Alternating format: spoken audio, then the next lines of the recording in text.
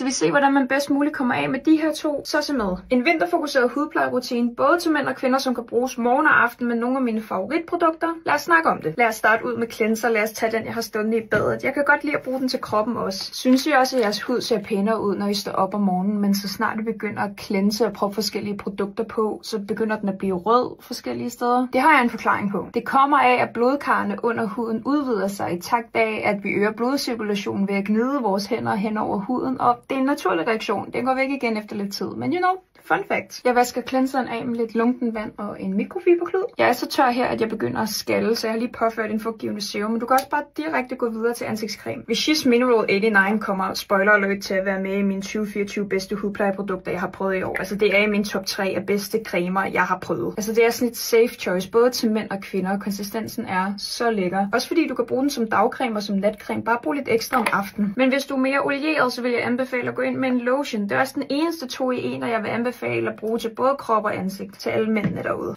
Hvis det er din morgenrutine, slut af med en solcreme. Hvis det er din aftenrutine, slut af med Cicaplast. En god klump på der, hvor du begynder at danne skorpe, så hjælper du altså huden med at regenerere sig selv, og så kommer du altså hurtigere af med den der fætter.